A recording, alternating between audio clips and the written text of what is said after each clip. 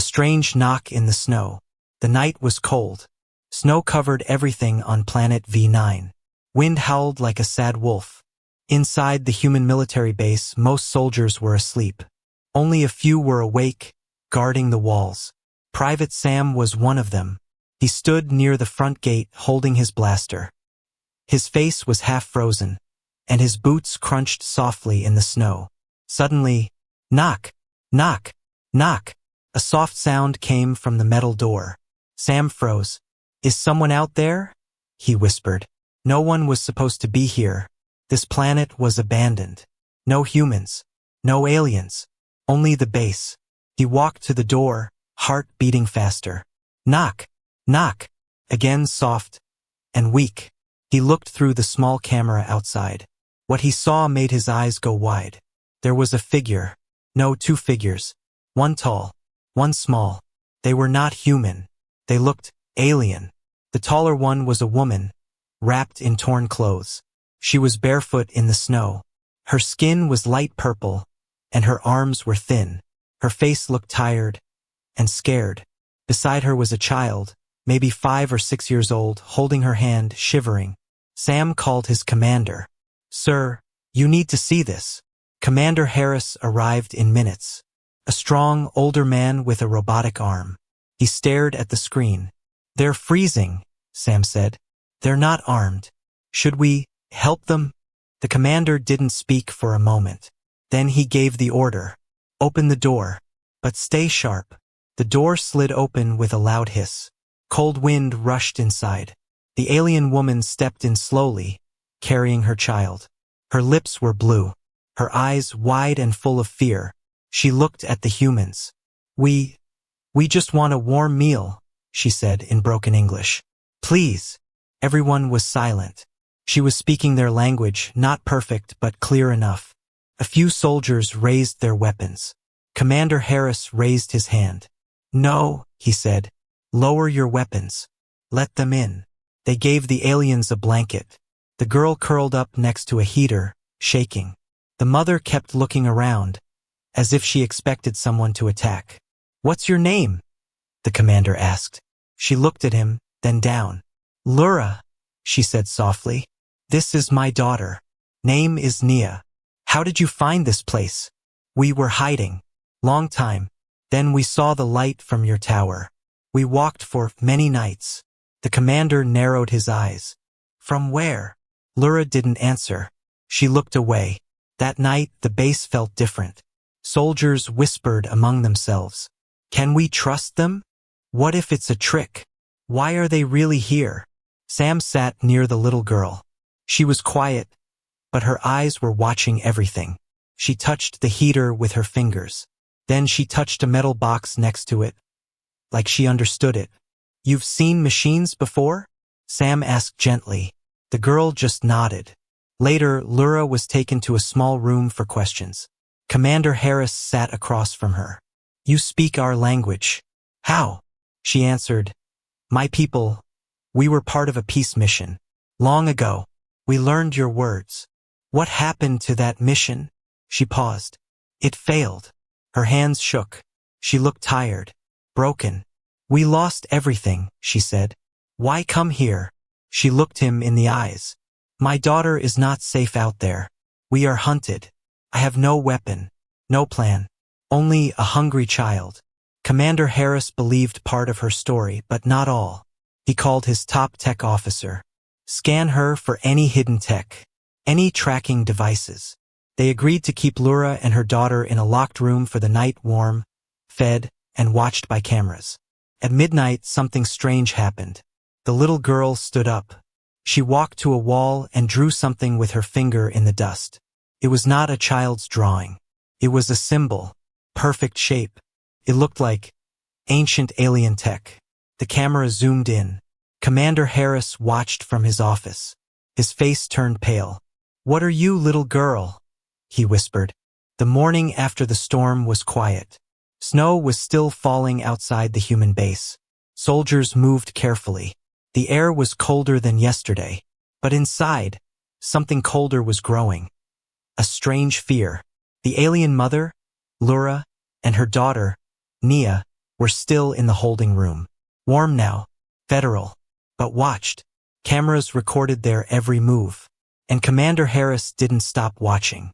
But it was the little girl who made him nervous. Not the mother. The girl. In the control room, Private Sam rewound the video from last night. There, he said, pointing to the screen. The footage showed Nia standing in the dark, drawing something on the wall with her tiny finger. A strange symbol. A glowing curve inside a triangle. Sharp, perfect lines. That's not a random shape, Sam whispered. Tech Officer Lane zoomed in. It looks like an activation code. Old alien tech, she said. But she drew it from memory? The commander folded his arms. She's 5. Meanwhile, in the holding room, Nia sat alone. Silent. Watching. Not playing. Not smiling. Just watching. She stared at the wires in the wall. At the blinking red light on the camera. At the metal door's lock. Like she understood it all. Lura sat beside her, combing her daughter's hair gently with her fingers. Her hands still shook from cold and fear. A soldier brought them breakfast. A hot drink, some protein bread, and soup. As he turned to leave, Nia looked up at him, eyes wide, glowing slightly violet. Thank you, she said in clear English. The soldier froze. You speak. The girl blinked, then looked down. Later that day, Commander Harris ordered a test. We're bringing them to the lab, he said. Why? Sam asked. I want to see how the girl reacts to our systems. You think she's a spy? I think she's not ordinary. In the lab, machines hummed. Screens flashed. The air smelled like cold metal and old wires. Nia stood in the middle of the room, looking around slowly. One screen showed a broken interface. A panel that hadn't worked in years. Nia walked toward it. Don't touch that, a tech officer warned. But she already had. Her small hand pressed one button. Then another. Beep. Click. Whir. The dead screen flickered. Then it came alive. The room went silent. She stepped back. The screen showed strange text. Not human language. Not even alien records they knew. It was something else. Ancient. What did she do? A soldier whispered. She activated it, Lane said. It hasn't worked since we landed on this planet. The commander looked at Lura. You lied. She's not normal. Lura's voice was low. She was born during the war. Born with connection. Not made by us. Not made by anyone. Nia was taken back to the holding room, but now with tighter security. The door had 2 guards. The cameras had full zoom on her. But that night, she looked directly into the camera and whispered something. No one heard it, but the feed glitched. Static danced across the screen. For 5 seconds, all cameras in the base blinked black. When the video returned, Nia was still sitting, still quiet, still staring. But now, the heater was glowing hotter, warmer than before, even though no one touched it. Private Sam saw it. She's talking to machines, he said slowly. Not with words. With her eyes, Lane asked. With her mind, the commander replied. In his private office, Commander Harris opened a file, an old one from a secret archive. Project Haven. It showed sketches of alien-human hybrids. The report said, if successful, the child may interface with both biological and digital life. A living bridge. He looked at the picture. It looked like Nia, a test subject never found.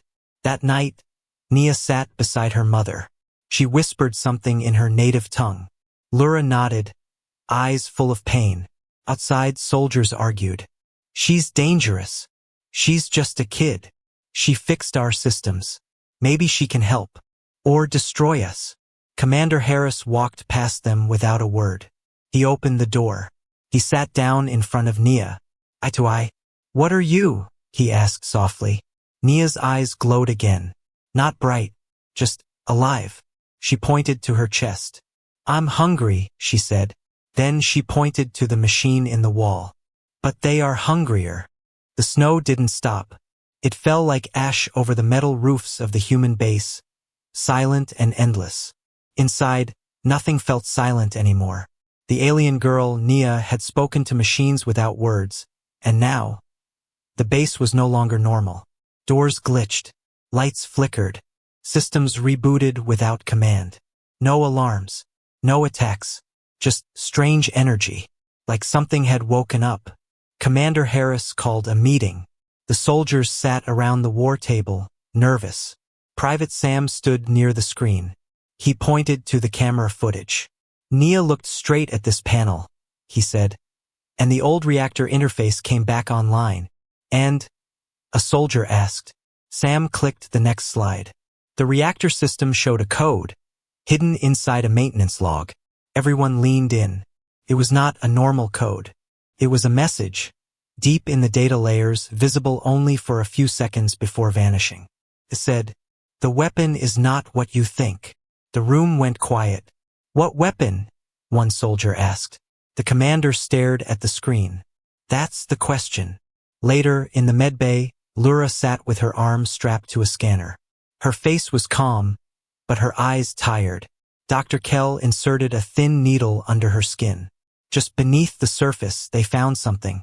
A small chip. No wires. No power source. But it was there. "What is this?" the doctor asked. Lura didn't answer. She looked at her daughter through the glass window. Nia was sitting on the floor, making small shapes with tiny bolts and screws. "Remove the chip," the commander said. The doctor hesitated.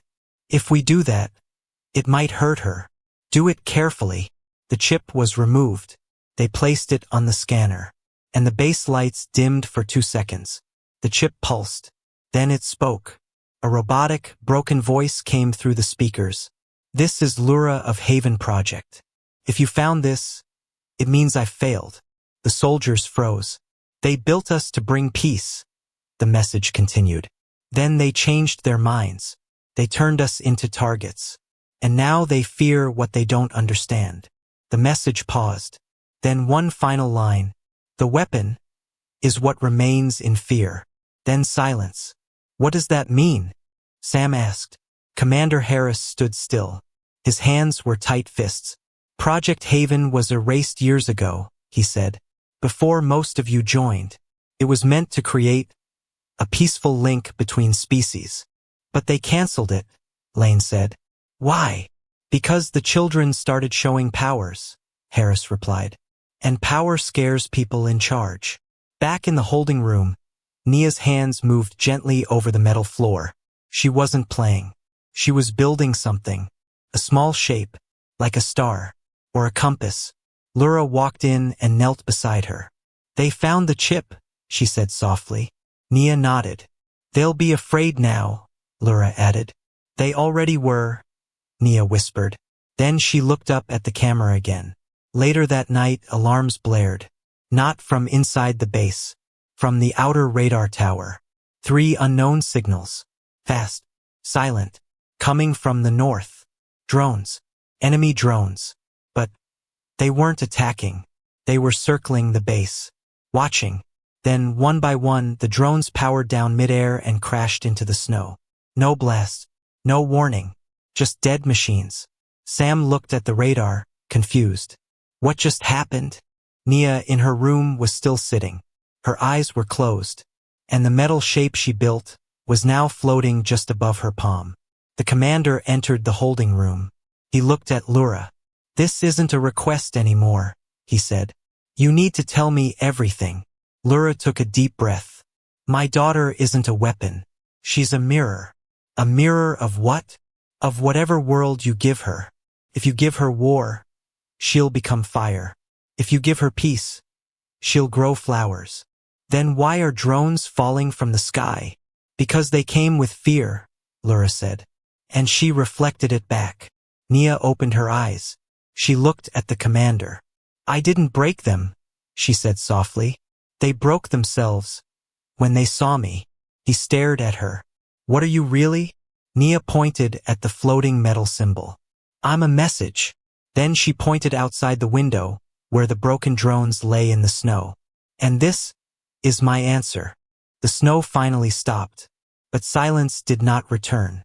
Outside the base, 3 enemy drones lay in pieces. No weapons were fired. No shields were used. They just fell. Commander Harris looked at the wreckage on the screen.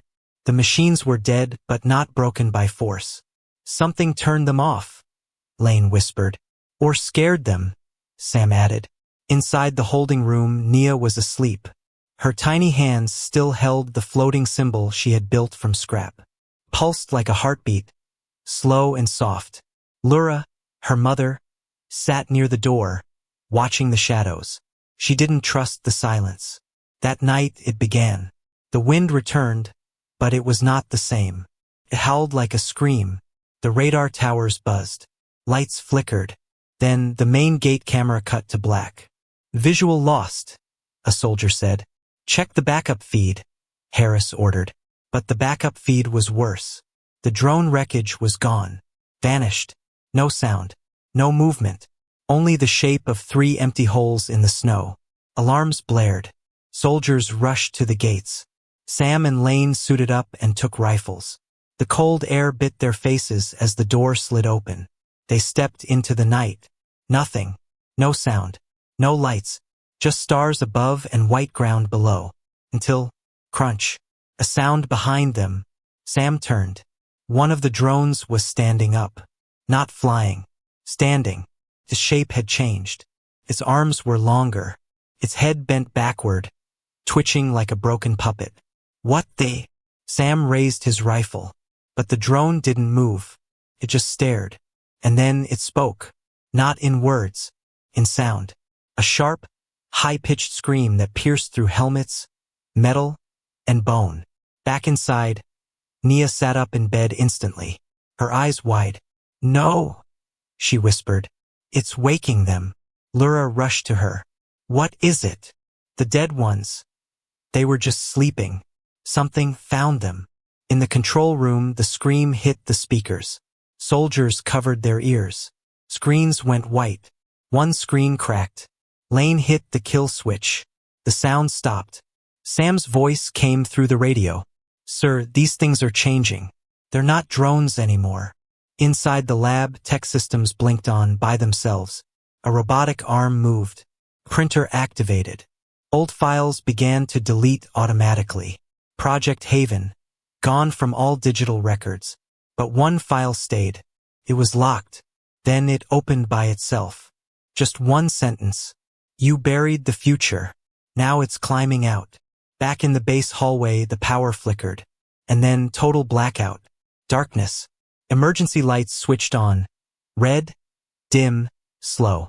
Nia stood in the hallway now, holding her symbol. A soldier spotted her. Get back to your room, he shouted. But Nia just whispered. They're not here to fight. They're here to copy. What? She pointed to the wall. Just then, it cracked open. A mechanical arm reached out. Not human. Not drone. Something else. It looked like a hybrid metal fused with organic tissue. Contact in the hall, the soldier screamed. But the machine didn't attack. It just scanned Nia. Her symbol began to glow faster. Commander Harris arrived with 2 guards. What is that thing? Nia answered without fear. It's one of us, but broken. You mean, like you? No, she said softly. Like what they wanted me to become. The machine turned to the wall and printed a single word in heat-burned letters. Fear. Then it powered down. Suddenly, every system came back online. Lights, screens, power. The machine was dead again. Harris turned to Lura. What is going on? Lura spoke slowly. When they ended the Haven project, some children didn't survive. Their bodies were taken, modified, stored as backups. Backups for what? For war, she said. Your war. Nia looked at the machine's remains. They woke up tonight, because I woke up, and they followed me here. Silence again. The commander gave the order. Seal all gates. Arm every post. And no one goes near that girl without my permission. Sam looked at Nia, who stared back without blinking. She's not the danger, he said quietly. She's the signal. The machines stopped moving. The alarms were quiet, but no one in the human base felt safe. Nia sat alone in a quiet room, her back to the door, her eyes closed. In her hands floated a small metal shape, a symbol she built from junk parts. It spun slowly in the air, without touching her skin. It shouldn't be possible. But it was happening, right there inside a steel room under bright human lights. And the soldiers were watching. Commander Harris stood behind the one-way glass. He had seen many strange things in his career, alien tech, broken mines, battlefield miracles. But never this. She's not using wires. Not tools. Nothing, whispered Tech Officer Lane. She's using something we don't measure, Harris said. Like a brainwave? No. Like memory. In the corner of the room, Private Sam watched Nia silently. Then he asked her, "Where did you learn that?" Nia opened her eyes. "I didn't learn it," she said softly. "I remembered it." "From where?" "From before I was born." Later, Sam gave her an old service droid, broken for years, covered in dust. "This one's dead," he said. Nia walked toward it. She didn't touch it. She just looked at it, then knelt down. She placed the spinning symbol near its chest. Then she whispered, not in words, just sound low and soft. A vibration. Click. Whir. The droid's eyes lit up. Blue. Alive. It stood up slowly, calmly, like waking from a long dream. Every soldier stepped back. "Don't move. It's alive. Turn it off." But the droid raised both hands peacefully. Then it spoke. "She brought me back. Not with fear. Not with code. With connection." Nia smiled gently. "He remembers," she said. "Remembers what?" Harris asked. "That he's not just a machine." Later that evening, Lura and Nia sat in the cafeteria, away from weapons and wires. Lura placed her hand on her daughter's head. "You shouldn't use your gift here," she said. "But they needed help," Nia replied. "You're not a tool." "I know, but they think I am." Meanwhile, Lane pulled old records from the Haven files, the few that had survived deletion. One showed a test result. Subject H7. Full machine empathy. A note in red. Too dangerous. May reject command. Terminate. She looked at the photo of subject H7. Same eyes. Same glow. Same calm face. It was Nia. That night, the floating symbol that Nia made changed shape. It folded inward, became sharper. More like a key than a decoration. Lura noticed. "What's happening?" "It's opening," Nia said. "Something under the base. Something old. Alive." "Yes, but trapped." "Do we need to go?" "No. We need to listen." The commander was asleep in his chair when the dream began. He saw fire. Cities in space falling. Then he saw a girl, standing at the edge of a ruined world, her eyes glowing. She didn't destroy it. She was trying to hold it together. Then he woke up. An alert flashed on the screen. Bunker Level 7, sealed for decades, was now open. No one had touched it, but the door was open. Sam and Lane went down with a team. The air was thick, old, heavy with dust and silence. Inside the bunker was a nursery. Beds, blankets, small toys, and drawings on the wall drawn by children, not human. Lane found one picture. It showed a girl holding a glowing star. Around her were people afraid, but behind her something bigger. A hand, a machine, a message. "She speaks for the silence." Back at the surface, Nia whispered to her mother.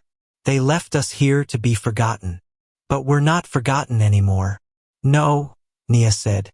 "Now they remember. And remembering is power."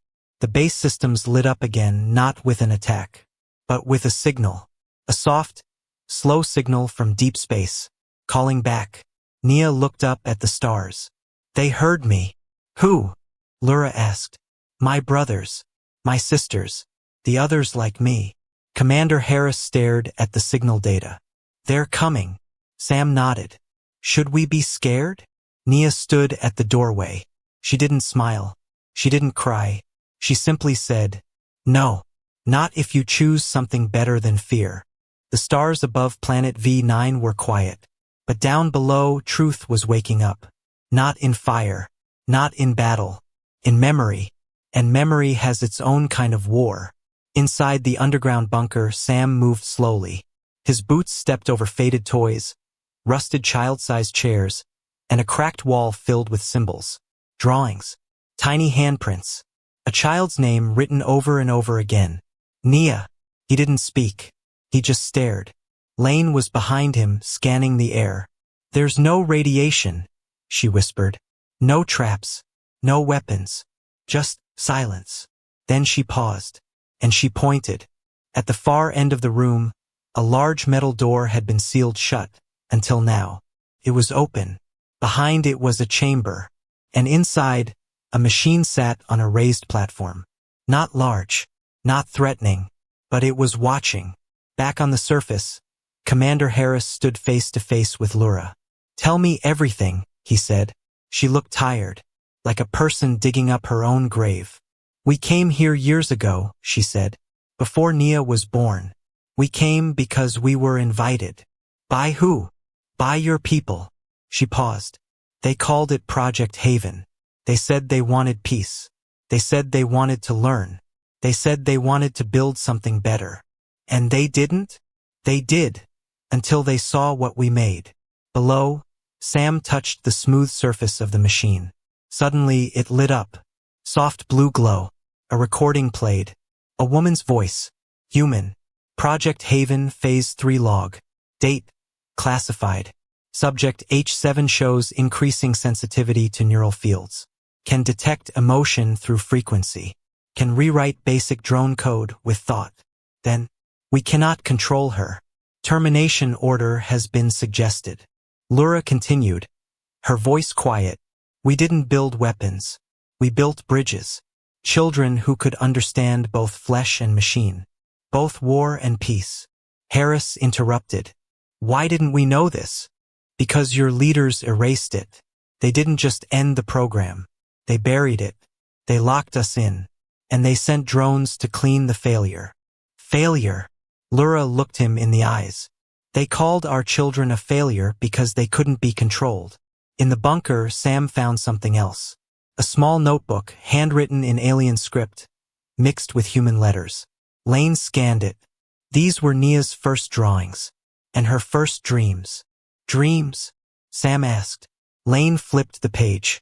It showed 3 figures, standing alone. One was a girl, the other 2 broken machines. And behind them, a planet on fire. "Was she dreaming the future?" he whispered. "Or remembering another one?" Lane replied. Meanwhile, Nia stood at the edge of the landing pad, under the open sky. She closed her eyes. She spoke without sound. And the signal in deep space answered. 3 words came through the comm system. "Is she safe?" The voice was not human, but it was warm. Nia smiled. "They're coming," she said. Commander Harris received the full decrypted files from Lane, and he finally saw it all. Photos of the original test subjects, secret logs, orders signed by generals who never stood trial. Erase all evidence. Lock down V9. Silence the survivors. His hand trembled. "They didn't just abandon them," he whispered. "They hunted them." He walked out onto the landing pad. Lura and Nia stood there.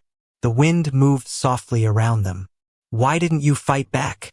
Harris asked. Lura answered, "Because we wanted to show you we were more than what you feared. And what if the others come? What if they're not like you?" Nia turned. Her eyes glowed softly. "They're exactly like me." Lane ran out with a new report. "Commander, we've got visual. An incoming craft. No weapons. No escort. Just one ship. It was shaped like nothing human. It moved like it was breathing. And it was landing." Harris looked at Nia. "What happens now?" Nia stepped forward. "Now you choose." "Choose what?" "Whether you meet them as soldiers or as people." Inside the approaching ship were others like her. Children grown older. Wounded. Changed. But alive. They didn't come to destroy. They came to see who remembered them. And if remembering was enough. The alien ship touched the ground without a sound. No engines. No landing gear. Just a soft glow beneath it, like it was floating on light. Soldiers gathered at the edge of the base, weapons ready but hands shaking. None of them had seen anything like this. Not in drills. Not in war. Not even in dreams. Commander Harris stood in front, alone. Behind him, his people. Before him, the ship that carried the children of Project Haven, the ones humanity tried to erase. He looked at Nia, who stood calmly beside her mother, her tiny metal symbol spinning slowly in her hand. "Are they dangerous?" he asked. Nia's answer was quiet. "They're like mirrors. They'll show you what you bring to them." The ship opened, but no ramp dropped. Instead, a soft energy field formed like a doorway made of memory. And from it, they came. Not soldiers. Not monsters. Children, but older than Nia. Teenagers. Young adults. Changed but alive. Some had strange eyes. Some had metal limbs. Some walked slowly, like the weight of years was heavy. They didn't speak. They just stood watching the humans. Waiting. Private Sam lowered his rifle. Lane stepped forward and took a breath. "They came without armor," she whispered. "They're not here to fight." Then, from the back of the ship, a tall figure stepped forward. Not a child. A machine. But not like the others. It had the shape of a person. Smooth. Graceful. Its face was made of shifting light, and in its chest, a soft blue core. It looked at Nia and she walked toward it. They stood only feet apart. Then Nia touched its hand, and it knelt before her. Gasps echoed through the human ranks. The machine spoke, its voice deep, calm, full of sorrow. "I remember you, little one. You were the last hope before they closed the door." Commander Harris stepped forward. "Who are you?" The machine turned. "I was once your creation. Now, I am only a witness." "A witness to what?" "To your choice." The snow began to fall again. Quiet, light, like ash from a dying fire. The commander removed his helmet. "I didn't know what we did to them. But you know now." He looked at Nia. She held out her hand, not in threat, in peace. "Why are you here?" he asked her. Nia answered without fear. "To give you a second chance." Behind her, the other Haven survivors began spreading across the field. Some touched the base walls and the lights turned blue. Some knelt by the broken machines, and they began to hum softly. They weren't attacking. They were healing what was broken. Harris dropped to one knee. Not in weakness, in decision. He turned off his communicator, then his weapon. Then he whispered, "I choose peace." The machine looked up at the sky. "Then your world may live." Days passed. The Haven survivors helped restore systems, repair the broken satellites, and heal parts of the base no human could fix. Nia walked freely now, laughing sometimes, drawing symbols, teaching words from her forgotten language. Children of soldiers played beside her. No one told them to be afraid anymore. But one day, as the ship prepared to leave, Nia stood at the gate. Sam walked up to her. "You're going." Nia nodded. "There are others still sleeping, others still waiting." He looked down. "You saved us, you know." She smiled. "You remembered us. That's what saved you." Lane gave her a small gift, a locket with a photo of the base team. "In case you forget." Nia opened it, smiled. "I don't forget," she said. "I remember everything." As the ship rose into the sky, Nia stood at the window. Below, the human base grew smaller. But it wasn't just a base anymore. It was proof that the past could be rewritten, that fear could become understanding, that even lost children could find their way home. Inside the command tower, Harris wrote his final report. "They were never weapons. They were warnings, and we almost ignored them. But one small girl, barefoot in the snow, asked for a warm meal and gave us back our future."